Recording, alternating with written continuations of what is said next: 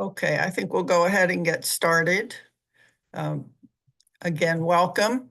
I would like first to tell you a little bit about SCORE if you're not familiar with us. SCORE is the largest nonprofit volunteer organization that helps business owners through mentoring and education. We hope that you, as a small business owner, get the support that you need to be successful. We know that small businesses are critical to our national and local economy.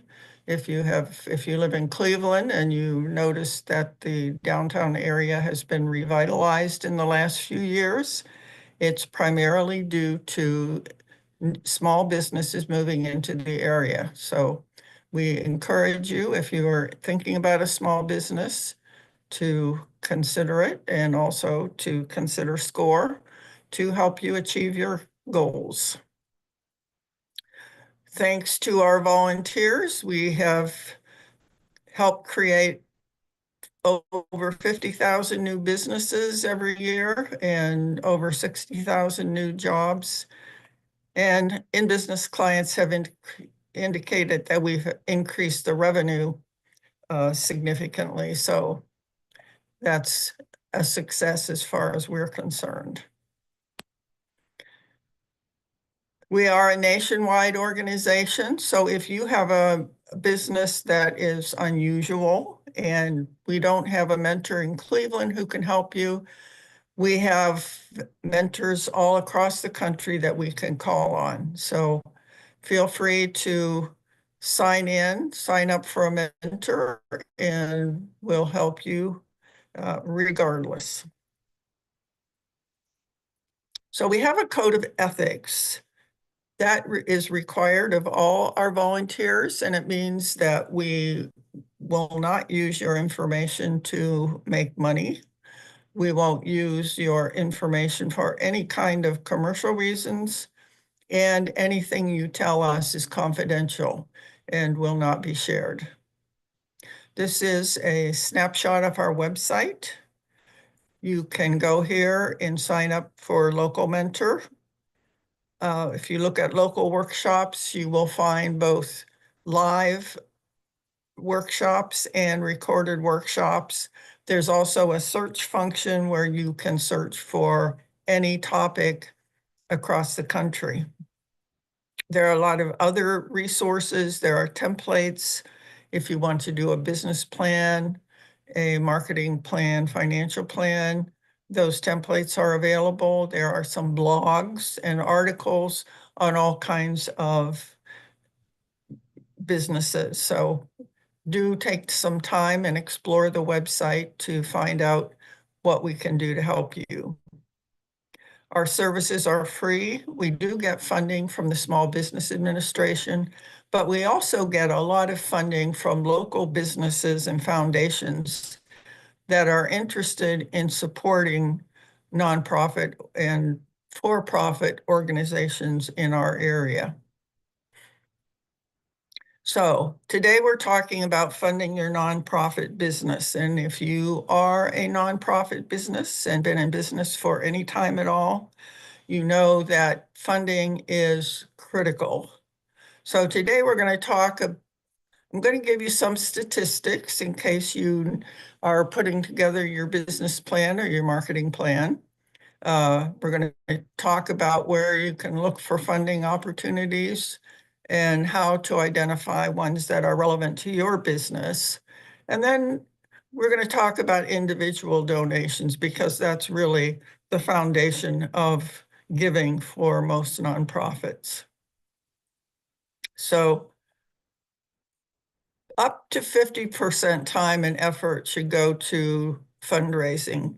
If you are lucky to have a development person or a fundraising person on your board who can help you, I'd say that's fantastic. And if you can recruit somebody to your board who has that experience, you'll be way ahead of the game. So do think about it. The greatest need just like a for-profit business, if you don't have money, you're going to go out of business. So that's got to be on the top of your mind.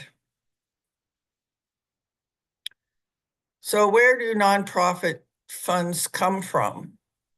Now, in the overall scheme of things, service fees and sales of goods provide almost half of the total revenue. And so about 25% comes from government, mostly through contracts and grants. And charitable giving accounts for less than 25% of nonprofit income. However, most of the small nonprofits fall into the category that is supported primarily by charitable giving. When we talk for fee for service, if you can bill for your services, that's a phenomenal way to develop a revenue stream. So think about, are there aspects of what you're providing that you can charge for? Just because you're nonprofit does not mean that everything you provide has to be free. So hospitals obviously bill patients. Well, today we do find a lot of for-profit hospitals, but still the main of them are nonprofit. If you look at museums, they have admission fees. Theaters sell tickets. If you belong to a civic organization, you probably pay dues. And also, if you think about your nonprofit, is it organized such that you could charge dues? Colleges, of course, require tuition. So there are ways to make money by charging for the services that you provide. A good example is Girl Scout cookies. They raise billions of dollars by selling cookies. And here's an example of where their cookies go to.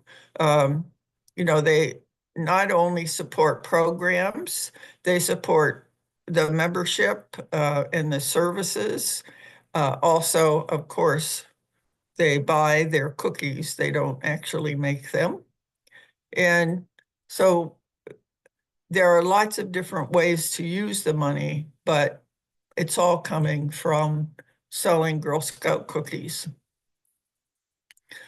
Now, other example, WVIZ has an annual auction.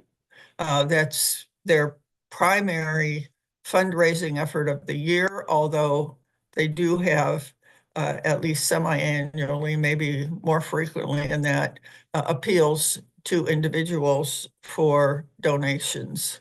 Many nonprofits have balls or dinners, and the American Heart Association is a good example.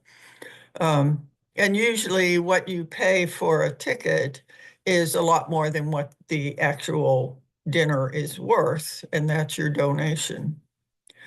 A lot of nonprofits start out doing 5K and 10K buddy walks or runs because those are relatively inexpensive to run.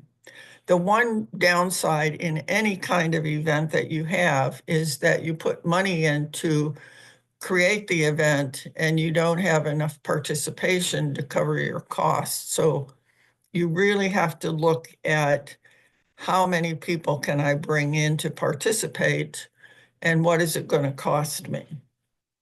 And if you're small and you're just starting out and you don't have a network built of fans and supporters, you might want to rethink and have some other activity that would raise money.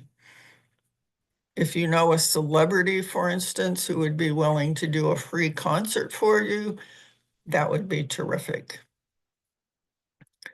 So some of the sources of funds for nonprofits, and this is last year, I just updated this yesterday.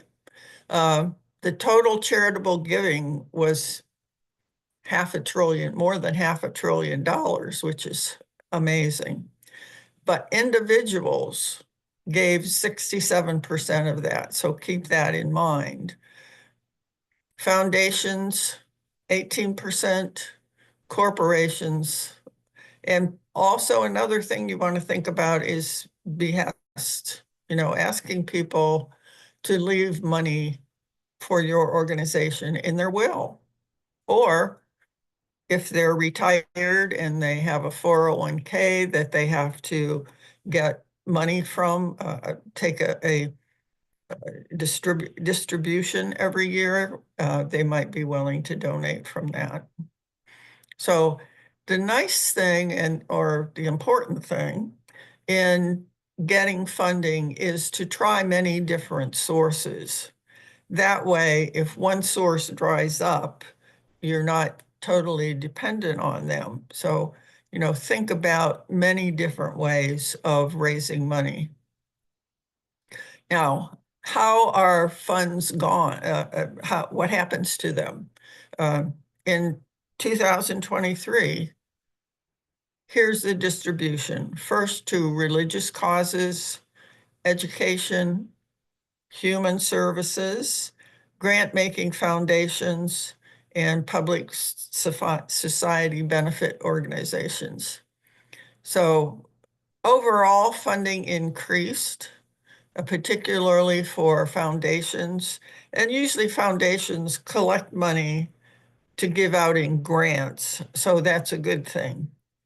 An increase in education, which again is a good thing.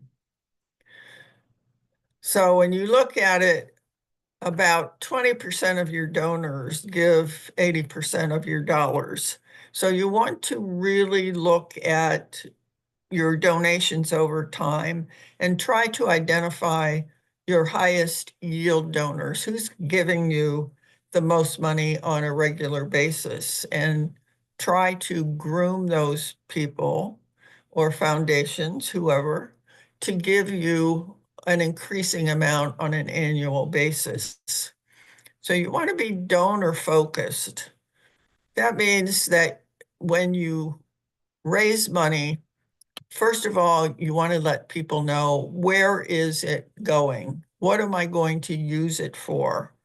People are much more willing to donate if they know specifically that their funding will be used for a specific cause. For instance, I have a client who provides school supplies for underserved kids.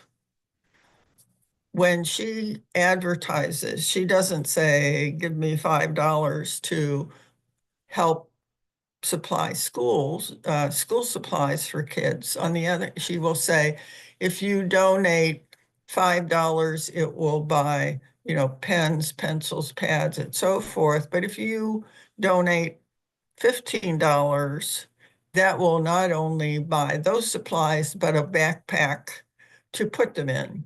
And people are then more likely to say, well, gee, I might as well put the backpack as well. So if you encourage people by telling them how that money is going to be used, you'll find that they're more likely to donate. So what do people respond to when it comes to donations? And we've broken it down into three categories: millennials, Gen X donors, and baby boomers. And keep in mind, baby boomers might be the ones that have the most money. Millennials prefer to give online. They'll give cash. They'll use PayPal or Zelle, Venmo, one of those. They're happy to do that. They're most inspired by social media, but they do respond to emails and website. Direct mail is probably a waste of time with millennial donors. If you look at Gen X, it's not too different. They use the same cash or PayPal. They respond maybe a little bit less to social media and more to email, but pretty much the same as the millennials. The baby boomers will respond to direct mail or post. There are still a lot of older people who are not confident with using a computer, and they're more likely to do bank or wire transfer. A few of them will use PayPal. Again, they will respond more to direct mail, not so much to website and social media. So when you're planning your strategy for fundraising, think about, what group am I targeting? And you can actually focus, say, your social media on millennials and Gen X donors, and your direct mail on baby boomers and older people. So it will help you develop a strategy. Again, individual donors are the bulk of donations. So eventually you want to get to the point where you are getting donors from individuals. As you see, many of them are enrolled in a recurrent giving program. One-time gifts are pretty low. But if you can get them on your website or in person to donate $5, $10, $15 a month, they're much more likely to buy into that than a big lump sum donation. So encourage people to just give you small amounts, but keep giving it, because that's going to add up. And if they can increase it a little bit every year, over time, you will have a significant donation. Only 9% of people participate in workplace giving programs. Nevertheless, those are a good source of matching funds. So you want to ask people when they donate if they work for a company that has matching funds. Interestingly enough, many of them, if they say would give you $50 and their company says they would cover up to 100, they might go back and change it to 100. So do follow up with each donation and ask them, do you participate in a workplace giving program?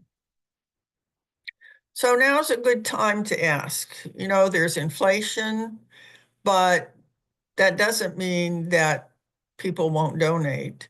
I was just listening to a discussion on NPR this morning about charitable contributions.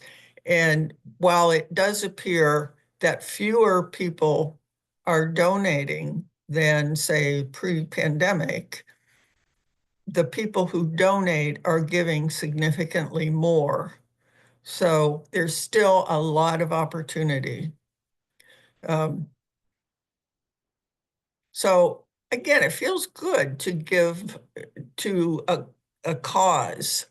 And again, you want to think about, how is my program or my cause affecting people on an emotional basis? People will donate if they feel an emotional tie. So you want to know your prospects. Check on past donations. What's the age range, the income, tax status? If you can figure out those things, you can target your giving campaign specifically to those people. And again, if you have a purpose that people buy into and appreciate, they will donate. But if you don't ask, you won't get anything. So it never hurts to ask. So these days, a donation page is absolutely critical. Many, many people will donate over the web. So the online revenue is up 23% a year, 57% repeat donors, and online monthly giving revenue has gone up around 40%. So that's a significant strategy for fundraising. So to create a donations page, you want to make sure that your donations page is separate, but there's a link to it on every other page that you have on your website. And in a call to action, donate now, make it prominent. So you want to have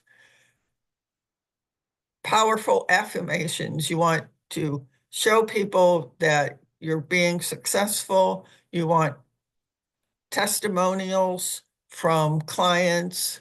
So you want things that attract givers.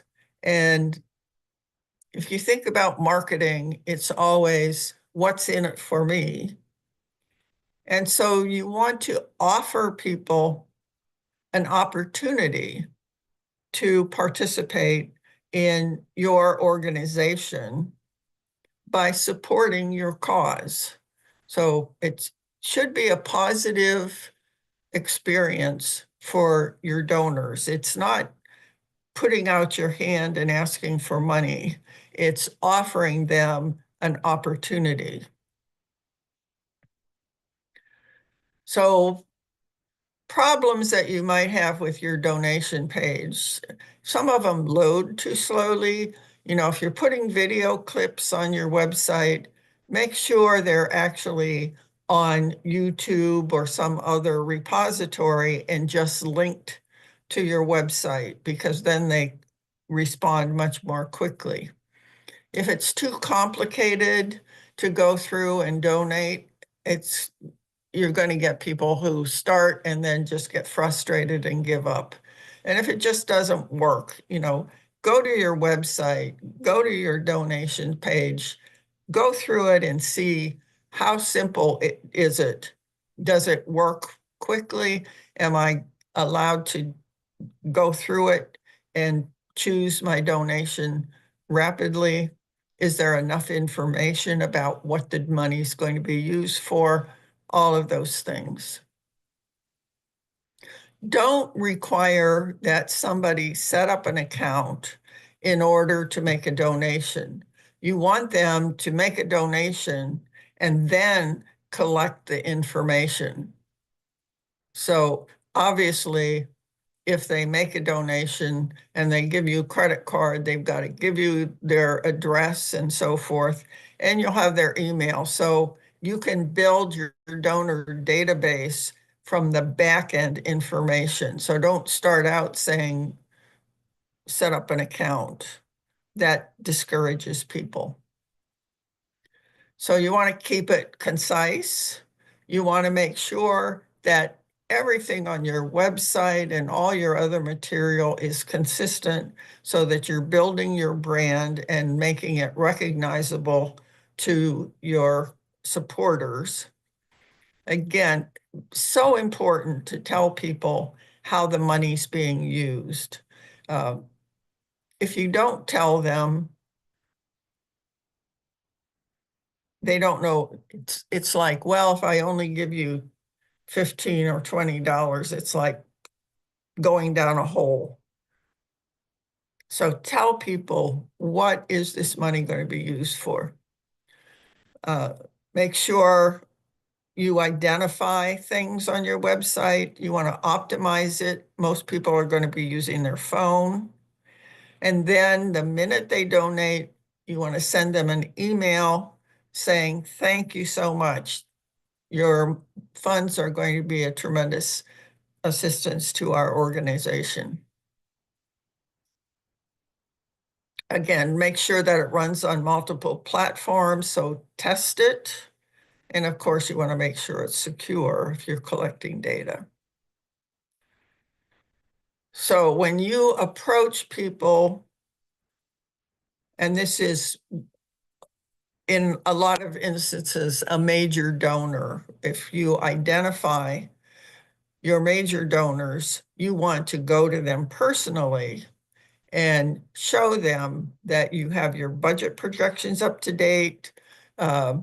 you have done your due diligence and reevaluated your case statement. So you want to make your donor recruitment and your fundraising a very high priority. Again, if you don't have enough money, ultimately, you're going to go out of business, and you don't want to do that. So use your statement of need. What is your case? What is your need? Why would people support you? You want a vision for your prospective donors that is really compelling. So I was meeting with someone this morning and I said, if you don't feel that you're a great writer, write down about your business and then put it in one of the AI tools such as Chat GPT and say, make it more compelling, make it more marketable. And you'd be surprised at what you get back. So you want to write it from the donor perspective. Again, what are the benefits and the outcomes that are going to be realized from their investment? What's going to make them feel good about giving to your organization? So you want to, again, describe the programs you're doing and why the money is needed and what you are going to be doing with it again.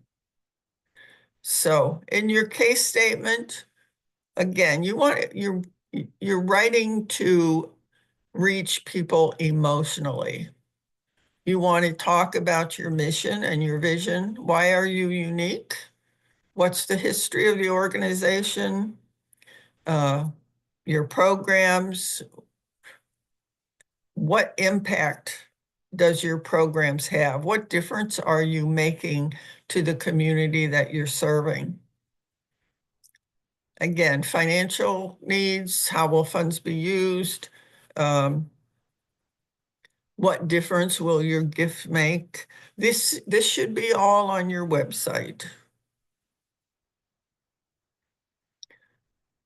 Things that you might think about, again, if you have built a network or you have a really compelling program, you might want to think about crowdfunding.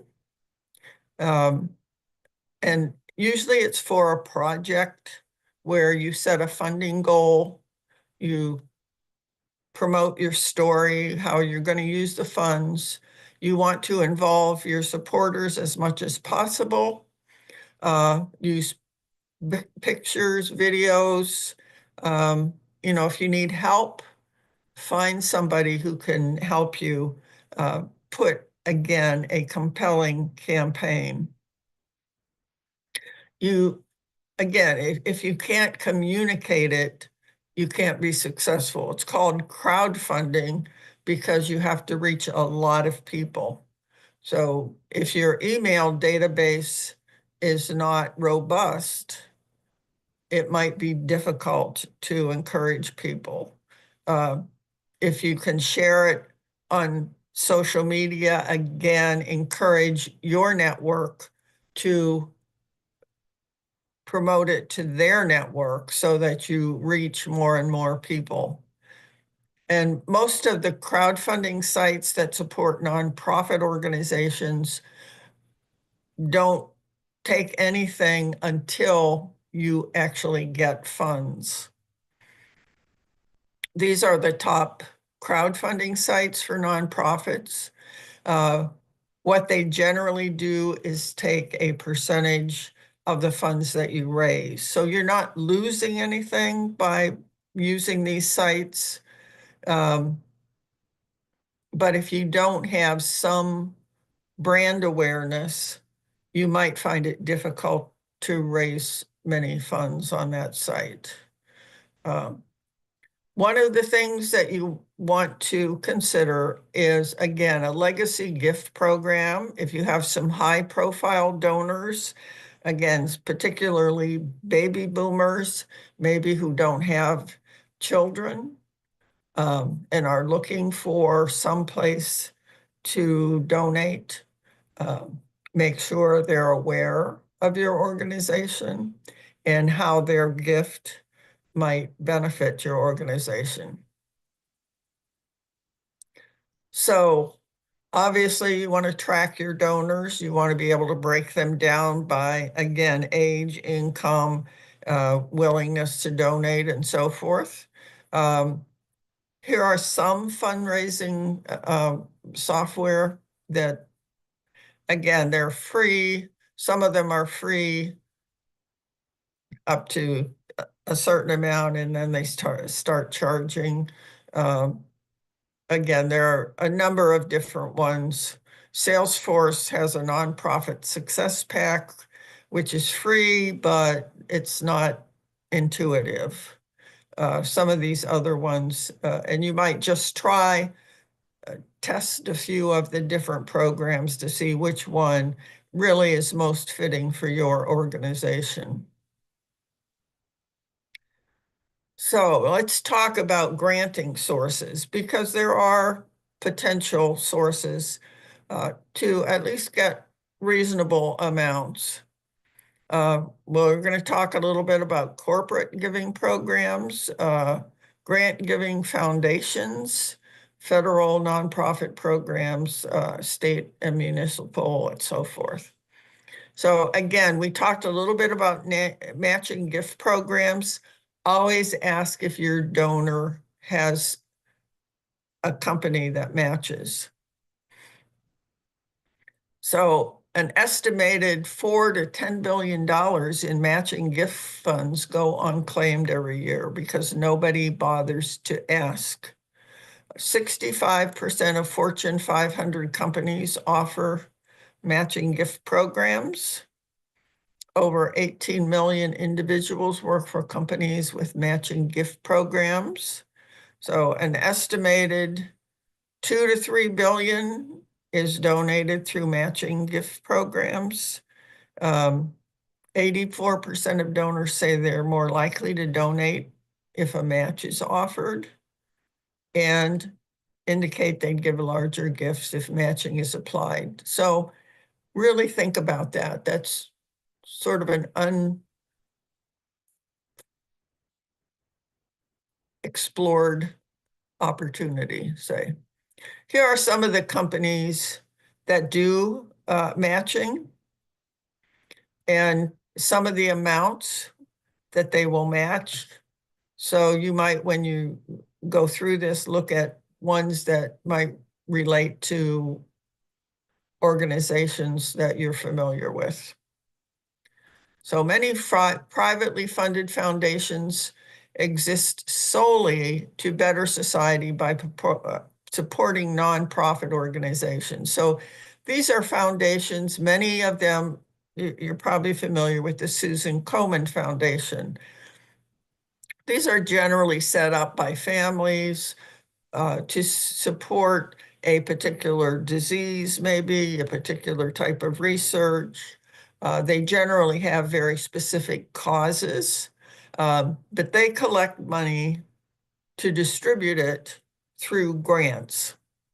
So they don't actually have a charitable activity themselves, but they do give grants to nonprofits that do.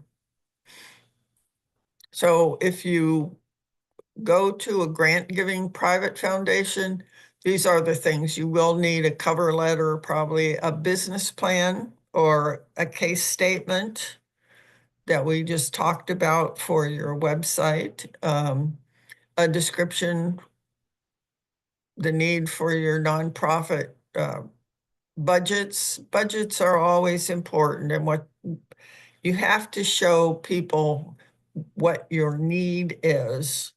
You can't say, we just need money to do this. You need so many dollars for different aspects of your organization. There are still foundations that are funding ongoing nonprofits that were affected by the pandemic rather than doing startups. And most of them are online applications. So again, here's a list of some of the top corporate foundations and how much money they've given. Unfortunately, the data are pretty old, but they're still the relevant organizations. So there are some federal nonprofit grant programs, and you can go to grants.gov and search for grants. You'll find tons of grants when you put in a search topic. So the more you can narrow it down, the better you'll be. Here are some: the National Endowment for the Arts, for Humanities, state or city government websites, the National Endowment state councils, and databases of philanthropic organizations. And I particularly recommend candid.org. So again, there are a lot of different grant opportunities. Many of the local businesses have foundations. You can go to their website and see what their objectives are, what kinds of things. You will find, say, within the city of Cleveland, if you look at most of the bank foundations, they will support education, they'll support underserved communities, they'll support small business. So if you fall into one of those categories, I would encourage you to submit an application. They're all online. We'll be giving a grant writing webinar next month. No, maybe early January. But there are a lot of opportunities for small amounts. And again, when you do fundraising, it's fine to get small amounts from lots of different organizations, so that rather than getting a lump sum from one organization, and if they decide not to fund you anymore, you're up the creek. So the more diverse your fundraising is, the better off you are. So these links are live. If you're in, I will be sending you a copy of the slides. The links are live, and so it will take you to those specific. Now, again, the city of Cleveland sometimes has funding programs, sometimes not, depending on what they get from the state usually. And sometimes they're doing pilot programs. So you have to keep checking periodically to see. Usually what happens, they get a pot of money. Once it's used up, it's gone, and there's no more opportunity. So you have to just keep checking. Again, Candid will give you a list of all the private organizations, and then you can go to their website and follow up. And again, easy to apply. Most of them are online. If you have done a good description of your business, you will find that you can just cut and paste it into the application. Here are some small business grants for women. And a few bonus tips. You know, if you're just starting out, it's a good idea to reach out to similar organizations, not necessarily competitive, but ones maybe outside of your market area. Introduce yourself and ask, you know, how they got started, what what problems did they run into, what issues maybe would they like to have been aware of before they got started. So kind of get an idea of what you should be aware of, looking for as you build your organization. I do want to say that if you have a nonprofit organization and you're just starting out, make sure you have good board members. Find somebody who's good at fundraising. Maybe find a CPA who wants to donate his time and help you with your financials. Maybe a marketing person.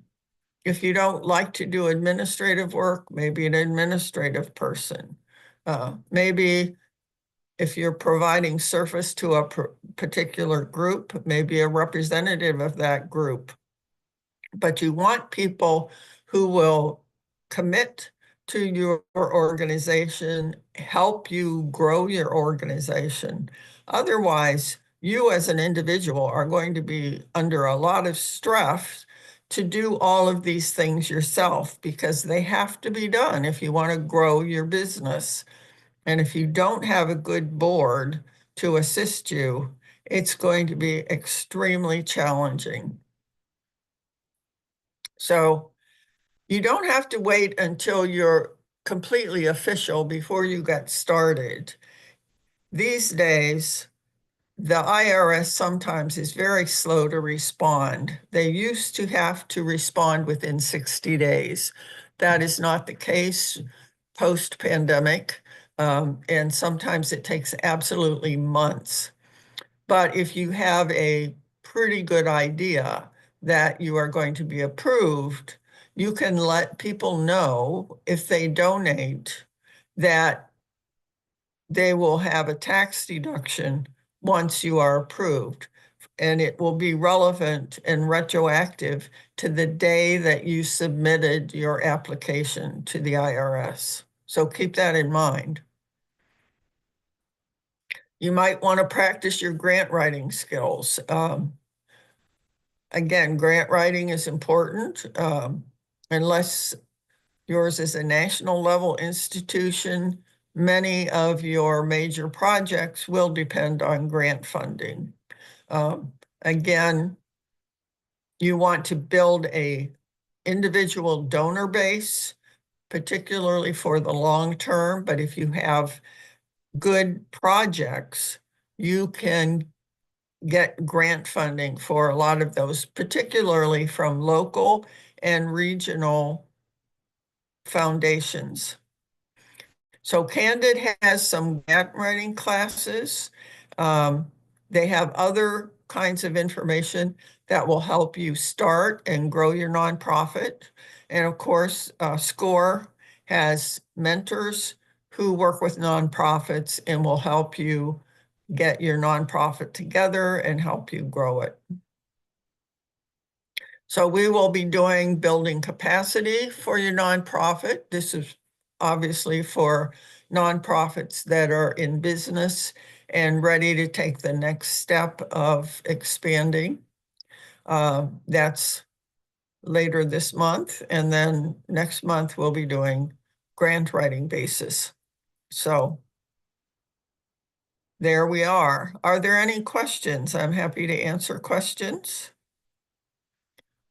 Again, I will definitely be sending you recording and a copy of the slides. Again, if you put the slides in slideshow mode, all of those links to funding sources will be live. Okay, so I don't see any more questions. So I hope that this has been helpful to you. And again, follow up if you need a mentor to help you with your nonprofit. By all means, go to our website and sign up. We're happy to help you. Let's see. Okay. So I hope that you have a great afternoon and look forward to seeing you at one of our next sessions.